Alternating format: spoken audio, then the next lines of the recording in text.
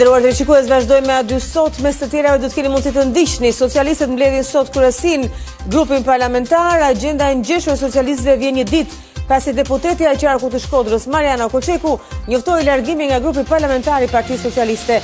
Në një postim në rrjetet sociale, ajo njoftoi se do të jetë deputete e pavarur, duke argumentuar se idealet dhe vlerat e saj janë ato që i ka pasur para se të bashkohej me një parti politike. Protesta qytetare vjoi në ditën e 15 me të njëjtat thirrje për dorëheqjen e kryeministit Rama dhe kësaj klase politike.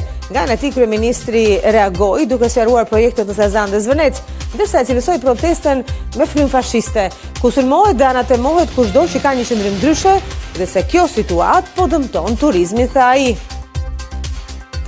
Presidenti amerikan Donald Trump njofton se SBA ka arritur një marrëveshje me Iranin për anëpushim të menjëhershëm dhe rihapje të ngushticës së Hormuzit. Edhe Teherani konfirmoi dakordsinë, ndërsa dokumenti final për të dhënë fund konfliktit do të nënshkruhet zyrtarisht më datën 19 qershor në Zvicër.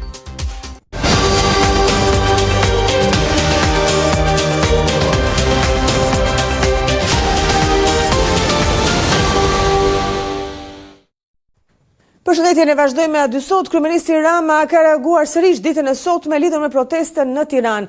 Përmes një postimi në rrjetin X, ai shprehet se protesta e ka humbur kauzën fillestare për Sazanin dhe Zvërnecin, pasi dokumentacioni provon se qeveria po vepron në përputhje me interesin publik dhe standardet më të mira ndërkombëtare. Për rrjezoj, ai argumenton se bllokimi i rrugëve po dëmton direkt imazhin e Shqipërisë dhe sezonin turistik, duke sjellë annullim e rezervimesh dhe pasoja të rënda ekonomike për familjet që varen nga kjo industri. Në këtë kuadër, kreu i qeverisë dënonash për bllokimin e rrugës së Rinasit, duke cilësuar si një akt ekstremizmi të drejtuar nga mendjet e liga që cënon lirinë e lëvizjes së qytetarëve.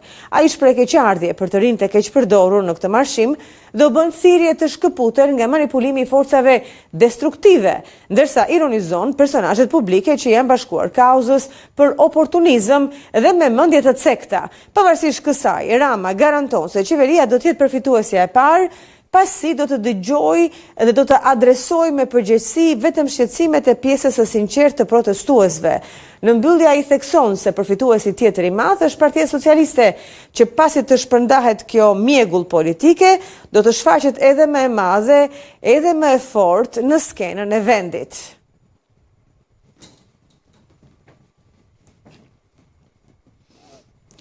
Zoti Sali Berisha ishte sot në SPAK në zbatim të masës detyrim paraqitje, kur u pyet nga gazetarët nëse kishte lidhje ai ose djali i tij me ndërtimin e malit të Tiranës, Sali Berisha nga SPAK e mohoi një gjë të tillë.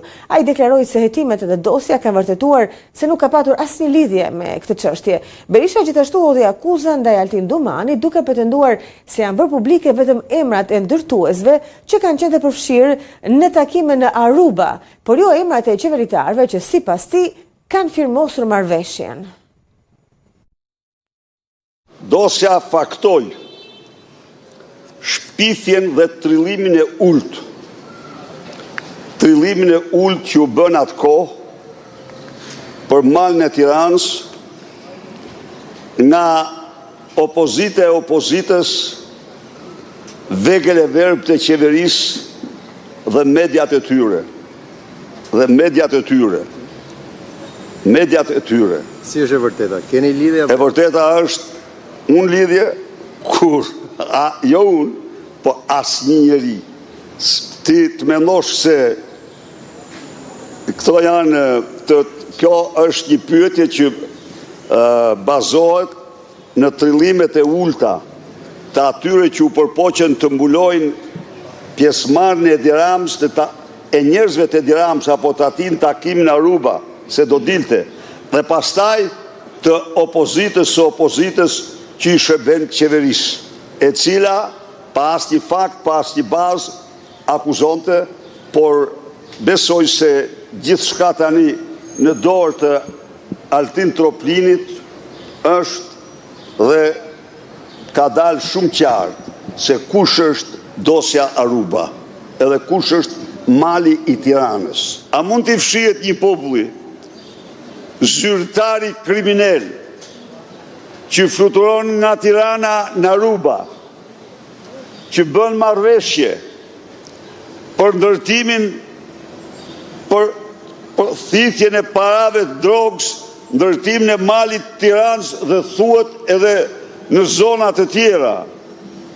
Dhe tani dalin emrat e biznismenëve që kanë shkuar, por nuk dalin emrat e qeveritarëve që shkuan dhe firmosën marrëveshjen, ose bën se mafia nuk firmos. Tani omertën e zbaton Altin Troplini. Faqen zirë, i them. Ke detyrime na i shqiptarëve. Tani do na thuash se punë sekreti, çfarë punë sekreti morë, dhe se qeveritarë në Aruba kanë shkuar, kjo është 100% e sigurt. Janë të gjitha burimet. Shumë mirë që vepron ndaj biznismenve apo trafikantve, çfarë ishte ata që ishin takim. Po koka e Meduzës takimit është Edi Rama dhe lejtnant e tij që shkuan në Aruba. Ai ishte Engjëlla Gaçi, ai ishte vet Rama, ai ishte Olsi Rama.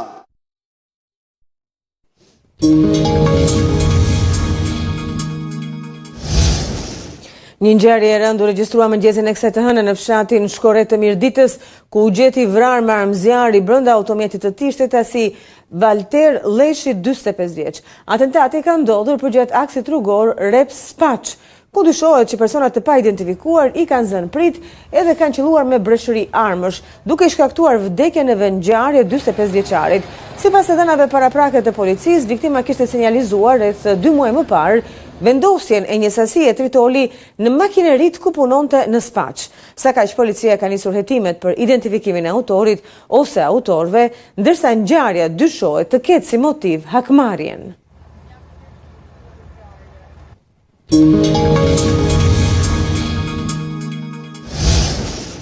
Asnjë banori i Prenjasit nuk i është përgjigjur thirrjes për të organizuar një protestë në mbështetje të protestave të nisura në Tiranë dhe në disa qytete të tjera. Megjithatë, organizatori Eduard Çebeku ka mbajtur një fjalim në sheshin Bosch, ndërsa qytetarët dëgjonin të ulur nga kafenet.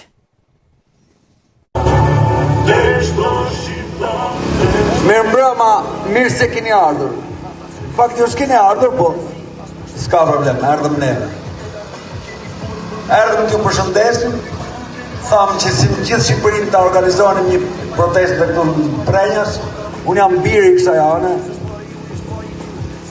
Po me sa duket ju s'pas keni hadhe dhe probleme fare.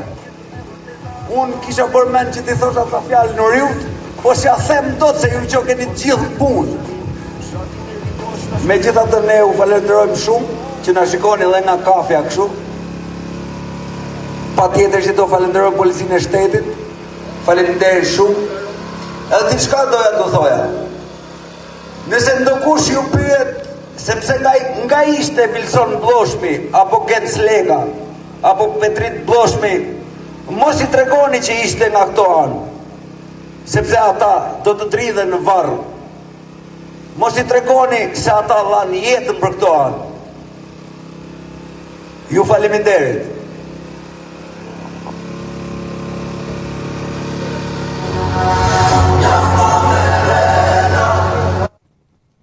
Nga Korça, eurodeputeti bullgar Andrej Kovačev njoftoi se javën e ardhshme miratohet raporti vjetor i zgjerimit në Strasburg, edhe shprehu mbështetjen që Shqipëria dhe Maliziti janë pjesë e zgjerimit të Bashkimit Evropian.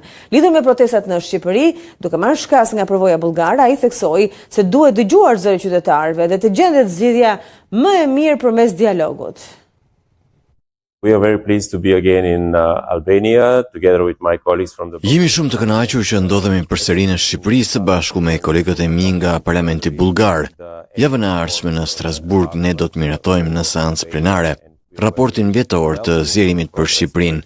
Ne mirëpresim progresin e bërë nga Shqipëria dhe është shumë mirë që të gjitha partitë shqiptare janë aq të përkushtuara ndaj integrimit evropian. Ne shpresojmë në Parlamentin Evropian, por dhe kolegët e mi nga Parlamenti Bullgar, të cilët gjithashtu mbështesin fuqishëm integrimin evropian të Shqipërisë, që zgjerimi i radhës i Bashkimit Evropian të jetë me Shqipërinë dhe Malin e Zi. Albania and Montenegro. Sir, we have big protests here in Albania. Can affect this protest to the progress of Albania to the European Union? Ne po monitorojmë shumë nga afër çdo zhvillim. Kjo sigurisht i takon klasës politike në Shqipëri që të zgjidhë dhe të ndjekë të gjitha standardet, veçanërisht ato ekologjike, me të gjitha investimet që duhen bërë. Ne nuk po ndryhim në këtë pjesë, por sigurisht do të ketë një tekst në raport progresin që lidhet me përmbushjen e të gjitha ligjeve dhe standardeve që kanë të bëjnë me ekologjinë, por dhe me zhvillimin rajonal dhe turizmin. Related to ecology, but also related to regional development and tourism. It's good. Është mirë të dëgjohet zëri i popullit nëse gjithçka është e qetë dhe paqësore. Dhe kjo është gjithashtu thirrja jon për të gjitha partitë në pushtet dhe ato të opozitës, të jenë të qeta, të dëgjojnë njëra tjetrën dhe të gjejnë zgjidhjen më të mirë për qytetarët. Best solution for the citizens of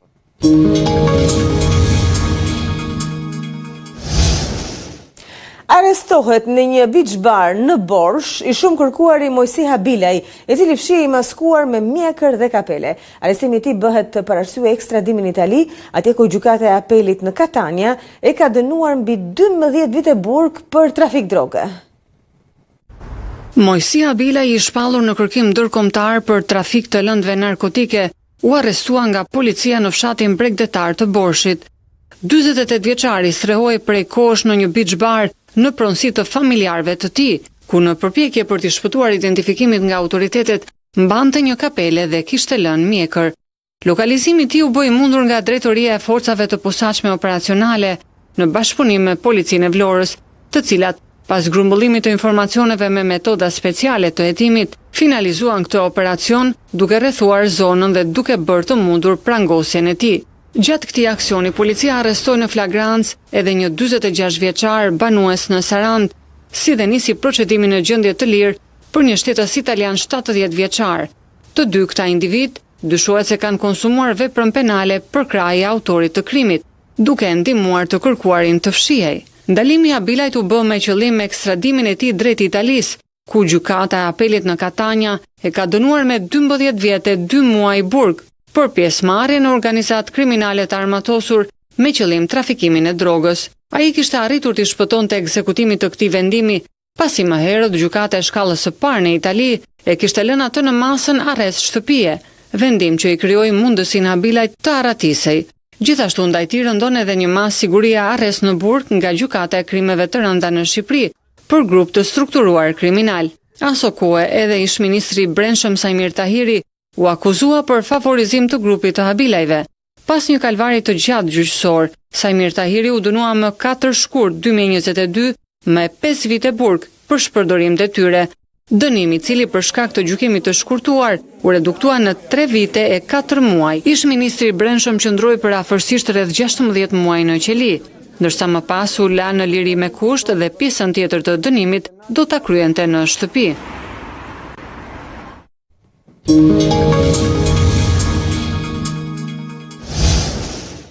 Flasim tani për atë që mund të quhet shumë mirë si lajmi i ditës në arenën ndërkombëtare. Presidenti amerikan Donald Trump njofton se SBA ka arritur një marrëveshje me Iranin për anëpushim të menjëhershëm dhe rihapje të ngushticës së Hormuzit. Edhe Teherani konfirmoi dakordsinë, ndërsa dokumenti final për të dhënë fund konfliktit do të nënshkruhet zyrtarisht në datën 19 qershor në Zvicër.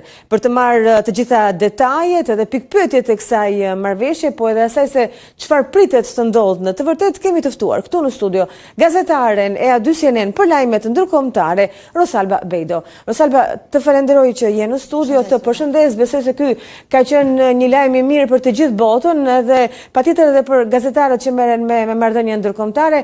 Sa duhet të besojmë realisht pasi shpeshherë Donald Trump ka dhënë lajme dhe sinjale për arritjen e një paqe, por ato nuk janë realizuar. Sigurisht që është një lajm i shumë pritur në lindjen e mesme, por edhe më gjerë Suela në të gjithë botën, pas disa jave luftë, përplasjesh dhe negociatash intensive mes Shteteve të Bashkuara dhe Iranit, ka mbërritur ky njoftim që është dhënë fillimisht nga Pakistani, që ka ndërmjetësuar bisedimet mes Shteteve të Bashkuara dhe Iranit në të kaluarën, por edhe në aktualisht i konfirmuar më vonë edhe nga presidenti amerikan Donald Trump dhe përfaqësues dhe zyrtar të Iranit.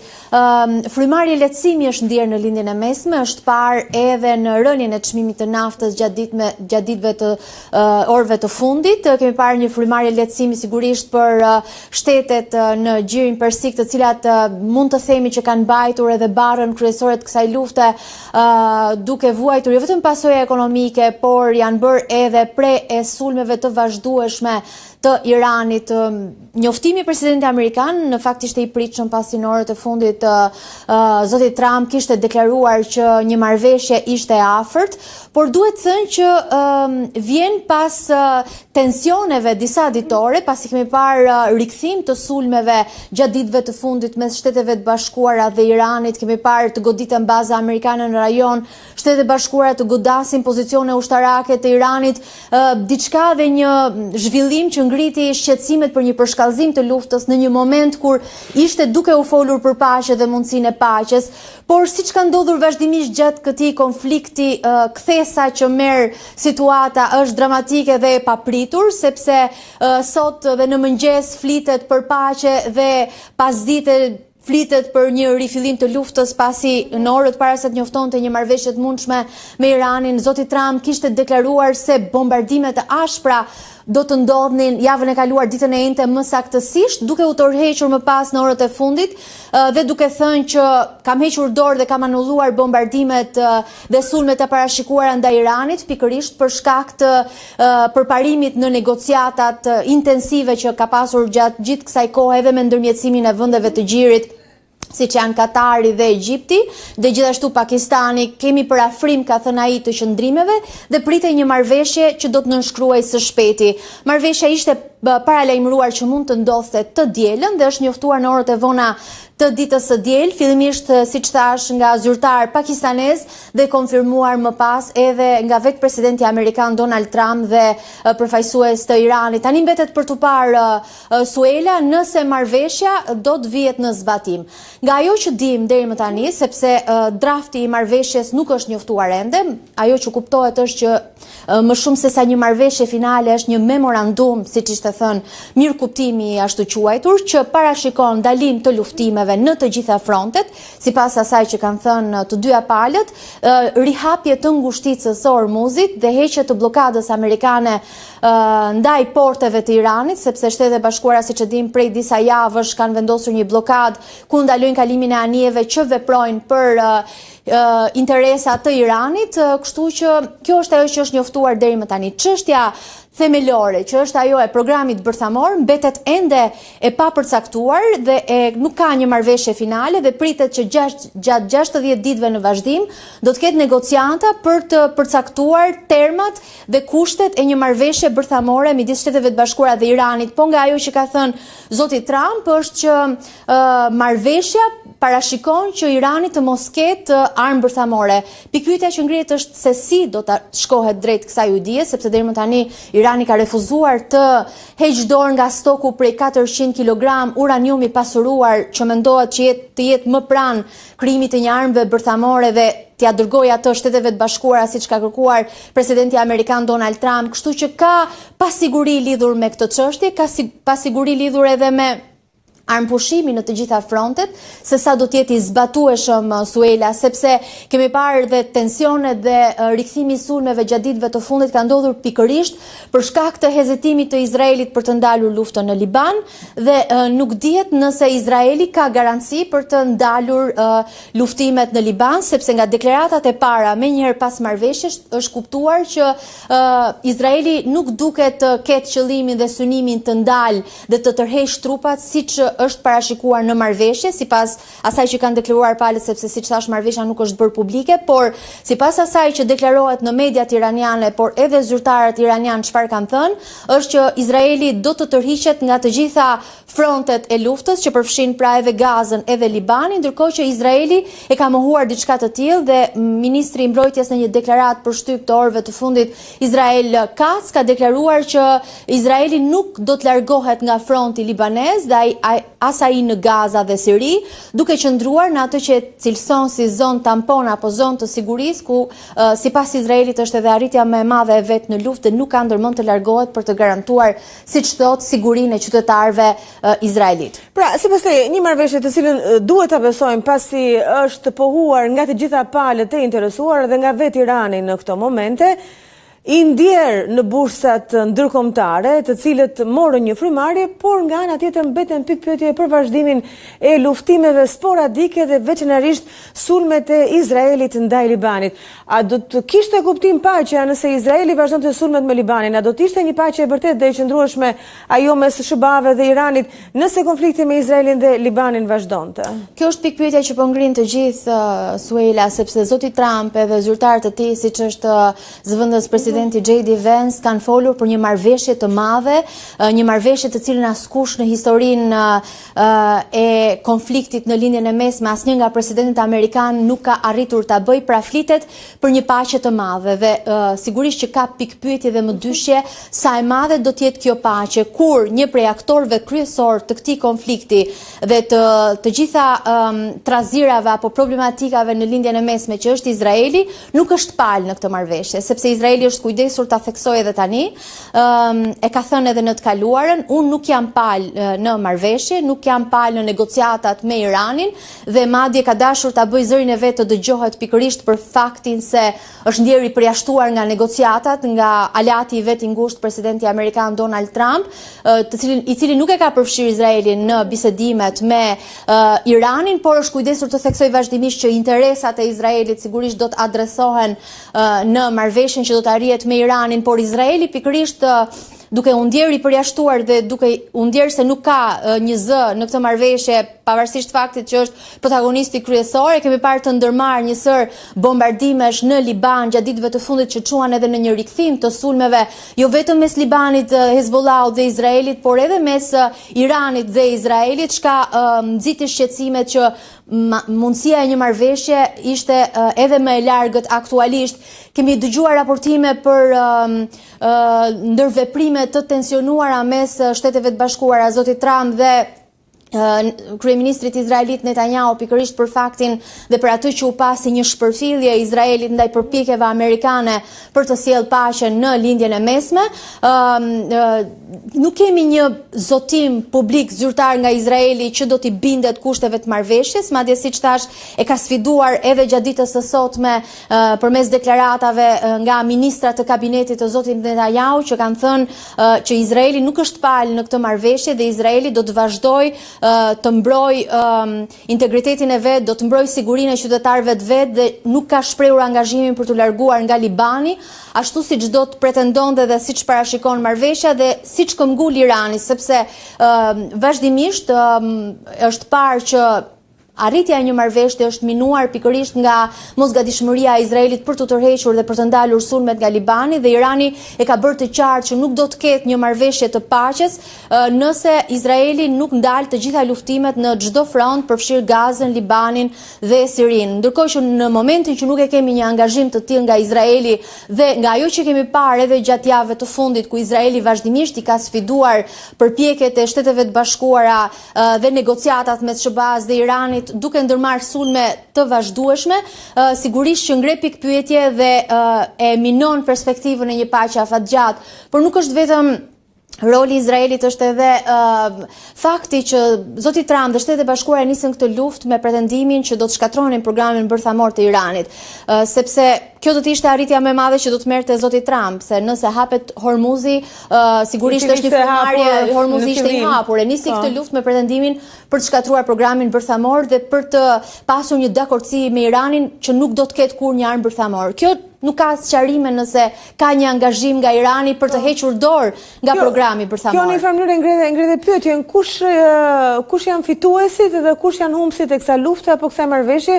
Po të shohim Shtetet e Bashkuara të Amerikës, interesat e saj, Iranin, Rusin apo edhe Izraelin. A ja dole do të mban Donald Trump të arrinte atë që donte, ose pse u ngrit gjithë kjo stuhi rëre? Zoti Trump pretendon fitore në luftën me Iranin, ka qenë një retorik që ka artikuluar vazhdimisht gjatë gjithë kësaj lufte, duke vënë theksin tek fakti që ka shkatruar ushtrinë iraniane, ka shkatruar kapacitetet mbrojtëse të Iranit, kapacitetet sulmuese të Iranit, programin balistik, programin raketor të Iranit.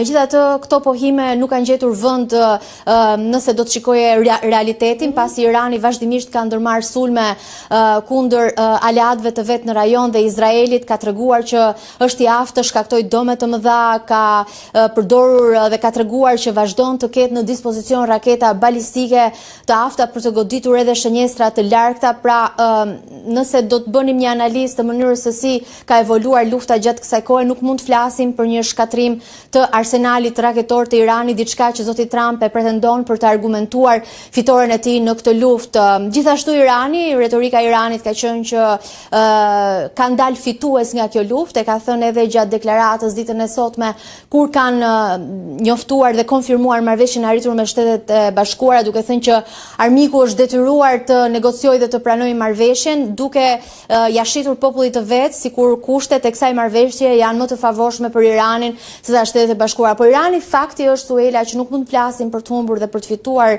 kanë humbur dhe kanë humbur të dyja palët në këtë luftë, sigurisht do të fitojnë të dyja nëse do të mbarojë konflikti, sepse Irani, kujtojmë, pavarësisht faktit që ka treguar kapacitetin për të shkaktuar dëme të mëdha, jo vetëm në rajon, por edhe globalisht, pasi e kemi parë se si është bërë pengesë e tregtisë së naftës nga ngushtica e Hormuzit, duke shkaktuar një tërmet vërtet në tregtinë në ekonominë globale.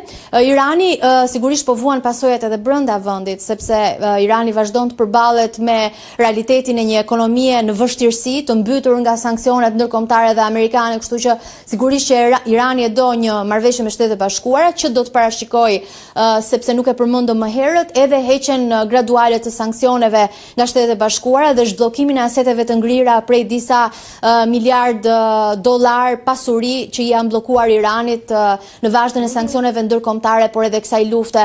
Kështu që mund të them që të dyja palët e duan tani një marrëveshje për shkak të problematikave, krizës së brendshme që ka Irani, por edhe Shtetet e Bashkuara të Amerikës që kujtojmë përballen me zgjedhjet e mesit mandatit nëntor dhe presidenti amerikan ka qenë vazhdimisht në ndrysnin e publikut amerikan gjatë gjithë kësaj kohe për faktin që ekonomia amerikane ka filluar të ndjejë pasojat e kësaj lufte, çmimi i naftës është shtrenjtuar, inflacioni është rritur dhe ndërkohë Donald Trump ka qenë një president që ka ardhur në detyrë duke premtuar ta nxjerrë vendin nga luftrat ndërkombëtare dhe të fokusohet tek ekonomia dhe lullëzimi i ekonomisë, dhe pikërisht kjo gjë tani është frika që ndoshta votuesit nuk do t'ja falin në zgjedhjet e mesit mandatit, dhe prandaj ka një padurim, Suela, nga të dyja palët për t'i dhënë fund këtij konflikti, por ai që nuk e do fundin e konfliktit me sa duket aktualisht është vjon të jetë Izraeli, që ka sinjalizuar dhe ka potencialin për të qenë pengesë për arritjen e një marrëveshje të qëndrueshme paqe në lindjen e mesme.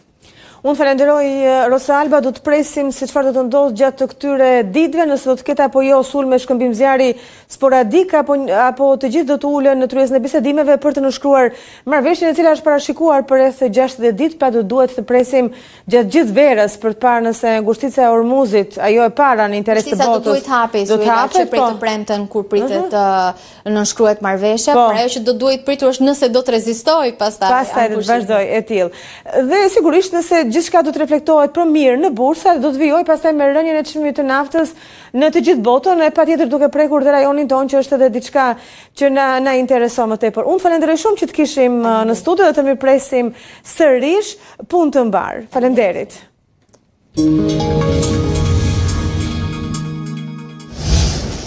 Shqyrtohet nen për nen dhe në të rësi projekt ligji për dhënje amnistie në Komisionin e Ligjeve. Ne shkojmë të ndëruar të reshikuar për së drejti edhe ndjekim një pjesë të punimeve. Të përcaktuar atje, unë nuk kam marrë djeni, pse nuk jam shtëpi.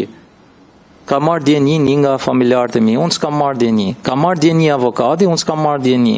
Po kështu fillohet me 462 e vijus prokurori kur nxjerr urdhën e ekzekutimit. Unë prap nuk kam marrë djeni.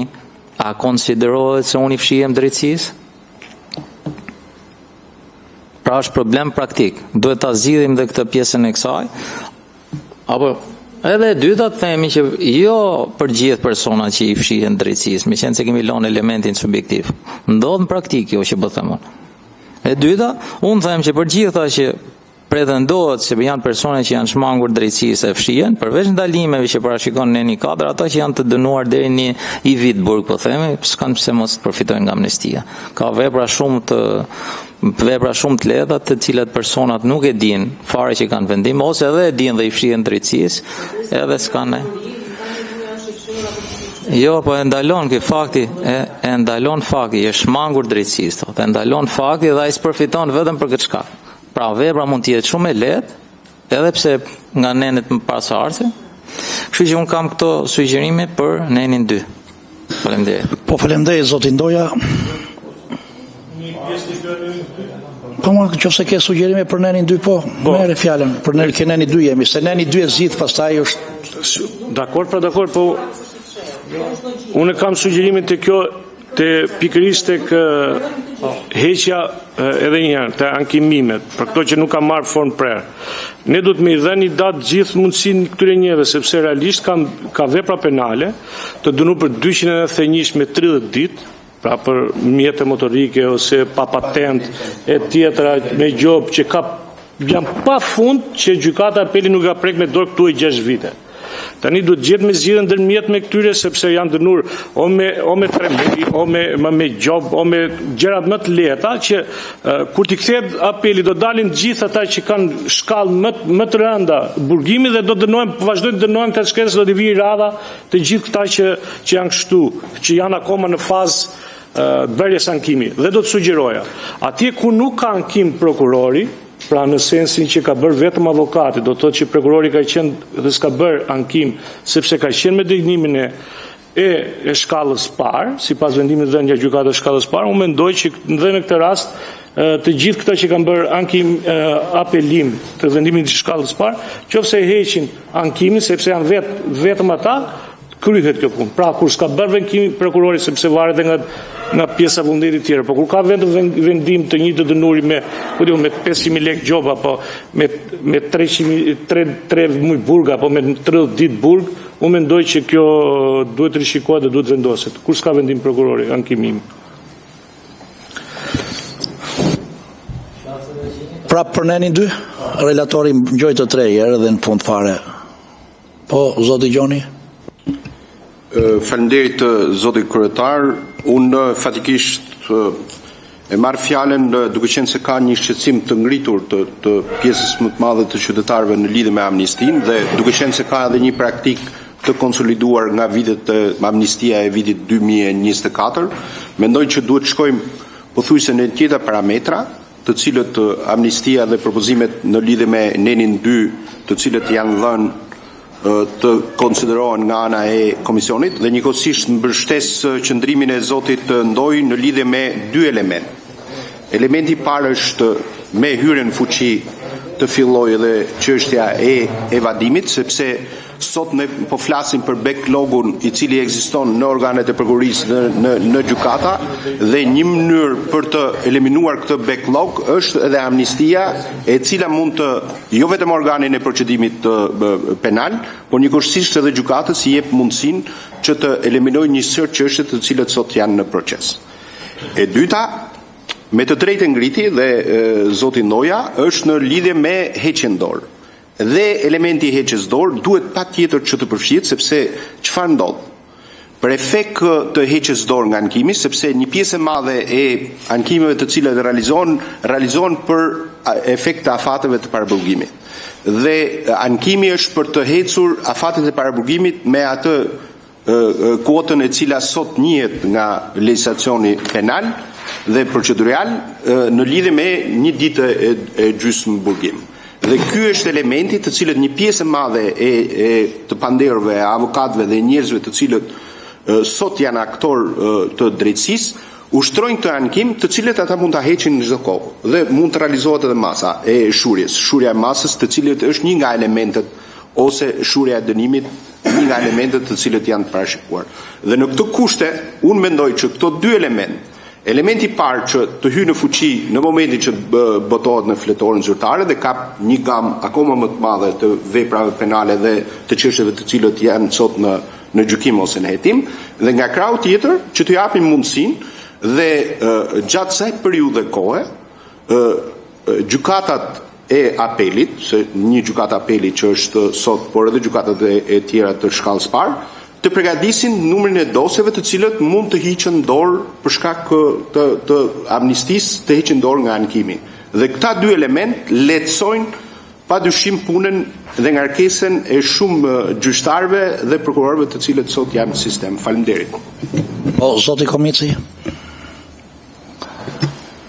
Tani në lidhje me këtë afatin 31 maj 2026, unë mendoj se është një afat më së i pranueshëm, domethënë, në kuadër të aplikimit masës së amnistisë, për arsye se duke marrë edhe në konsiderat faktin se si do procedohet me pjesën e diskutimeve apo dhe miratimit përfundimtar nga parlamenti, më pas me dekretimin nga presidenti, pra bëhet fjalë diskutojmë për 2-3 ditë apo një javë maksimumi, që gjithsesi edhe mund ta diskutojmë. Lidhe me këtë pikën 2 persona që është shmangur drejtësisë, unë mendoj se nuk ka person që është shmangur drejtësisë që nuk ndjek të arsye vesh gjithë procesin që zhvillohet ndaj tij, qoftë në prokurori apo qoftë dhe në gjykat. Pra unë jam i hapur për diskutime, por gjithsesi po jap një mendim timin personal. Kurse në lidhje me pjesën që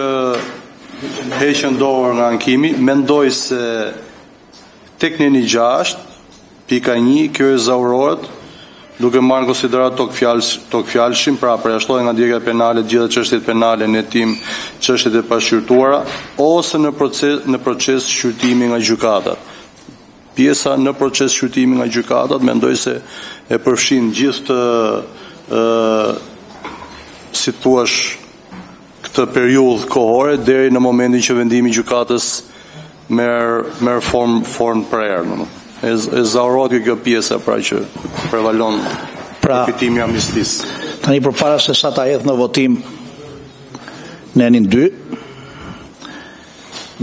gjëra në lidhje me sugjerimet, me propozimet e kolegut Ndoja dhe Gjoni. Unë jam vendosja një date fikse për zbatimin e amnistisë, pra për marrjen formë prerë vendimit, e bën më të lehtë zbatimin e kësaj amnistie dhe çdo ligj amnistie nga ata që ligji ngarkon për zbatimin e amnistisë. Ka patur edhe ligje amnistie që e kanë lidhur me datën e hyrjes fuqi të ligjit, por ma besoni ka shkaktuar konfuzion zbatimin praktik. Po diskutojmë për punë 10 ditë apo 2 javë. Kjo është i gjithë diskutimi. Pra, nëse e lidhim me datën e hyrjes fuqi të ligjit, ligji do votohet në datën 18, do shkoj maksimumi 20 ditë për dekretim të presidenti dhe bëhet fjala thjesht për muajin qershor. Nuk bëhet fjala për gjysmën e dytë të qershorit. Nuk bëhet fjalë se këtu do të kemi një kategori që përfituese të madhe nëse ne e lidhim me datën e hyrjes fuqi. Por shkaktojmë konfuzion zbatimin praktik. Data 31 maj 2026 e zgjidh këtë gjë për të qenë të qartë zbatimin e këtij ligji. E dyta, edhe interpretimi apo zgjerimi i konceptit se kush është person që i shmangët drejtësisë, edhe çështja e heqjes dorë nga ankimi, unë ngrita në mbledhjen kur ne votuam parim çështjen e heqjes dorë nga ankimi. Të dyja janë kompetencat gjykatës. Pavarësisht edhe ligji i amnistisë votohet me shumicë cilësuar me 84 vota, por kur 420 thot kur është hequr dorë gjatë gjykimit, pra i referohet gjykimit. Edhe ne në një ligj amnistie nuk mund marrim kompetenca që i takojnë gjyqtarit. Edhe për marrjen dieni nga një vendim, ndaj një vendimi është përsëri çështje e gjykimit, marrja dieni. Nuk mund ta ndajmë ne në një ligj për amnistin me një përkufizim se kush është personi që i shmangët ose jo drejtësisë. A ka marrë dieni apo s'ka marrë dieni për vendimin e formës prerë. Unë mendoj që si në çdo amnisti tjetër, edhe këto dy problematika le të vazhdoj t'i trajtoj gjykata. Ato që na takon ne te ligji, ta zgjidhim këtu, ka të bëj dhe që është një gjë tërësisht që buron nga mungesa e burimeve njerëzore apo zvarritja e proceseve gjyqësore, ka të bëj me zbardhjen e vendimit. Dhe propozimi i relatorit që pavarësisht nga zbardhja e vendimit, ne t'i referohemi marrjes formë prerë vendimit me 31/5/2026, e zgjidh ato problematikë që kishte dhe amnistia e vitit 2024. Ndërsa për dy të tjerat, kjo që ka të bëjë me pikën 2, person që është shmangur drejtësisë dhe me heqjen dorë të nga ankimi, unë jam i këtij mendimi që sapo thash, këto janë kompetencat e gjykatës. Ne nuk mund të sënojmë në një ligj amnistie kompetenca që i rezervohen gjykatës. Ky është mendimi im. Ky është debat juridik, por do t'i qëndrojmë atyre parimeve që ka patur çdo amnisti që ne kemi votuar në këtë komision, por dhe në Parlamentin e Shqipërisë. Me gjithë dëshirën dhe qëllimin e mirë që ne në një ligj amnistie tezaurojmë dhe shumë problematika që hasen në zbatimin e amnistie, por janë gjëra që i rezervohen një pushteti tjetër që është drejtësi, gjykatat. Ky është mendimi im dhe do të duhet ta hedhim votim. Po dhe një mendim të fundit zoti Ndoja para se ta hedhim votim. Tani në lidhje me nenin ngjarje që përmendi relatori, pra mendohet që përfshihet propozimi që ta ndjekim njëri tjetër. Në lidhje me nenin ngjarje që përmendi relatori, që thuhet që ne kemi përfshirë atë, mos harrojmë që ne themi prap datën 31/5 ose si datë hyrjes fuqi lidhë prap me nenin 2. Pra ne duhet ta bëj ke nenin 2 këtë gjën dhe datën e hyrjes fuqi të ligjit. Pra ç'kuptim ka nëse njerëzit do heqin dorë këto ditë nga ankimi gjatë gjykimit, siç themen ne. Ç'a kuptimi ka? Ka ndaj vlerë për sa i përket përfitimit të amnistisë si qëllim? Nuk ka asnjë lloj vlere. Del pa vlerë dhe propozimi dhe ideja që ne kemi. Kurse neni 420, besoj që jeni do më korrigjoj nëse e kam gabim, se e ka ushtruar vetë. I kodit procedurës penale, nëse ne themi ankimi gjatë gjykimit, vendimi i parë në lidhje me procesin e gjykimit dhe ndarjen e shkallëve të gjykimit është një vendim i cili ka të bëjë me kompetencën e gjykatës krimeve të rënda, se kur do konsiderohet çështja e regjistruar, e hedhur për short dhe kur fillon momenti i gjykimit. Pra nuk ka të bëjë me fjalën gjykim që fillon momenti procedurial, se kur ka filluar seanca gjyqësore, kur është hap audio e parë, të lutem. Mirë bra, nga që referuave nenin 420, unë paktën unë ti dhe gjini nuk na lejohet me bë gabim me nenin. Nuk e lidhi unë datën kur hap.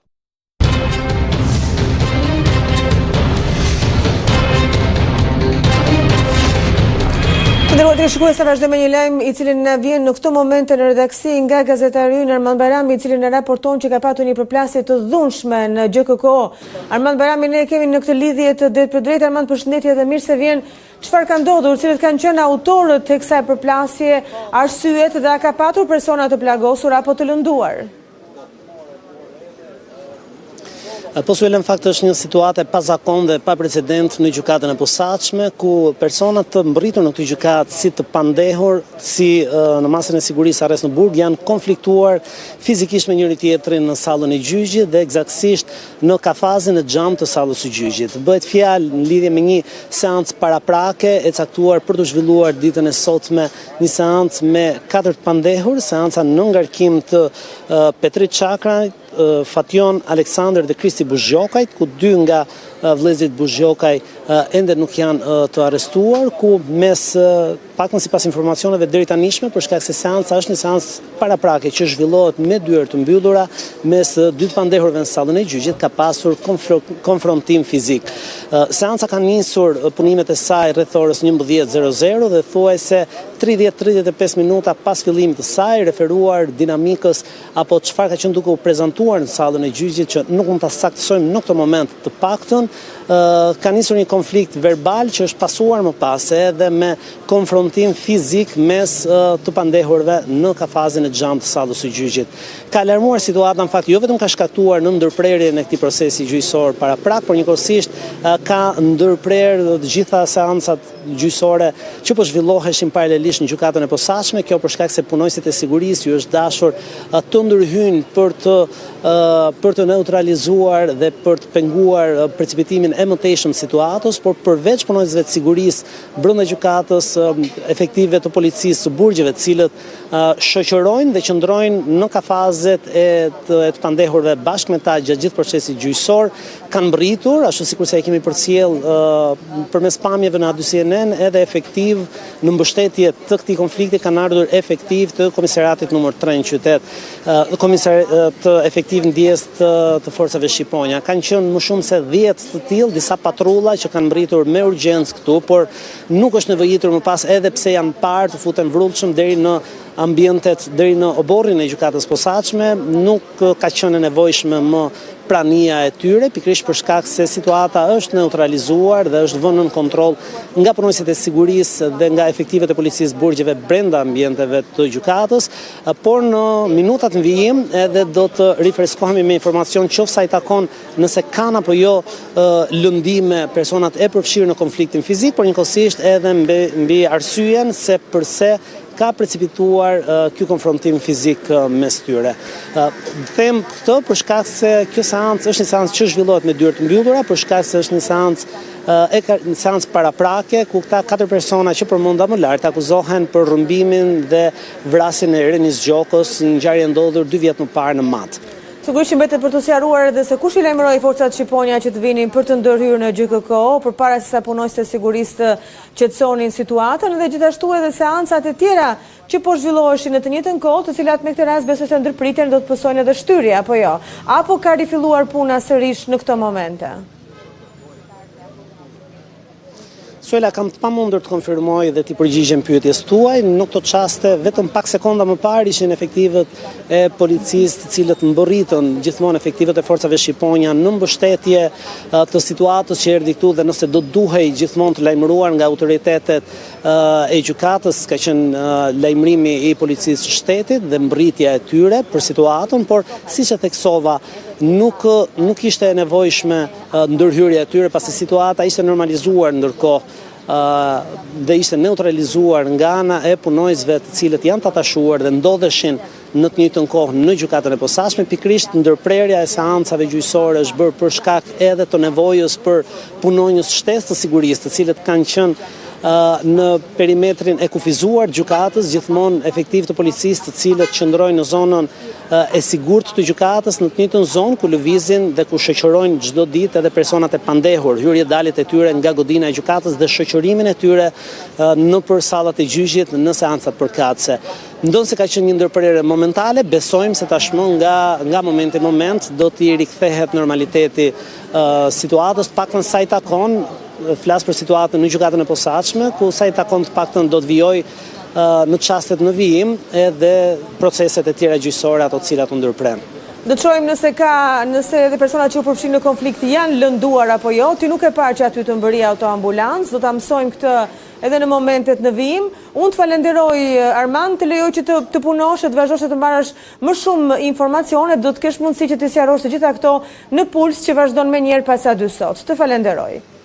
Ndërkohë, të nderuar teleshikues, unë do doja që të ktheheshim edhe një herë tek mbledhja e Komisionit të Ligjeve. Është miratuar amnistia, pra ligji i cili po diskutohej nga komisionerët, nga parlamentarët në këtë momente. Ndjekim edhe pak çaste punën atje. Tani, kush është dakord me nenin me dy sugjerimet e relatorit? Pro? Kundër? 3 kundër, 1 nuk mori pjesë, 4 kundër, asnjë abstenim, miratohet neni 2 me 2 gjëra. Datën e hyrjes fuqi 31/5/2026 dhe kudo tek neni 2, por dhe tek nenët pasuese të reflektohet data e marrjes formë për vendimit. Aty ku është data 31/12/2025, në të gjithë tekstin e projektligjit të zëvendësohet 31/5/2026. 1. Dhe e dyta, tek neni 2, pas datës 31/5/2026 të shtohet pavarësisht nga data e zbardhjes vendimit. Tani vim tek neni 3, janë kriteret për përfitimin e amnistisë nga vujtja e dënimit. Kush është pro? Kundër? Ska abstenim, ska. Po pra, miratohet. Lutëm, Neni 4, kriteret ndaluese për përfitimin e amnistisë. Ke kriteret ndaluese? Po, ka zoti Balla? Faleminderit zoti kryetar. Fakt kisha një shqetësim lidhur me nenin 199 A3, që bën fjalë për ndërtimet e palishme në truall shtet. Edhe nga shqetësimi që në kanë ardhur nga banorët e zonave, ka shumë familje që kanë ndërtuar për nevoja e strehimit në truall shtet.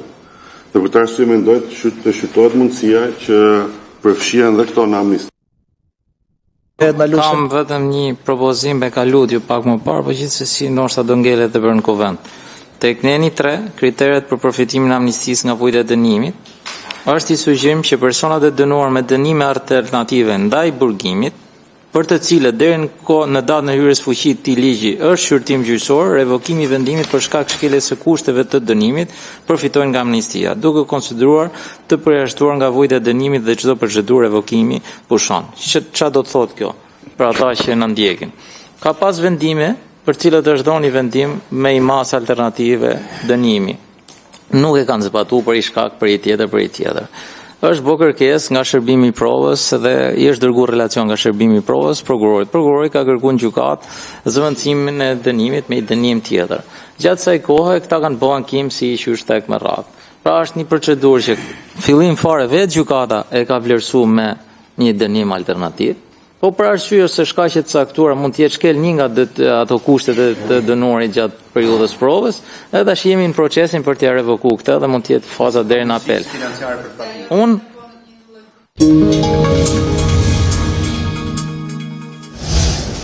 Vazhdojmë me informacionet e tjera të nderuar teleshikues. Gjermania vazhdon të tregojë se përballë çdo kundërshtari nuk ka mëshirë. Kjo ishte hera e tretë në këtë shekull që pancerat arrin të shënojnë të paktën 7 gola në një ndeshje të botrorit pas triumfit 8-0 ndaj Arabisë Saudite në vitin 2002 dhe fitores historike 7-1 kundër Brazilit në vitin 2014. Një nga emrat më të spikatur të sfidës ishte Denis Undav. Sulmuesi aktivizuar nga Stoli realizoi një gol dhe kontribui me 2 asiste për skuadrën gjermane.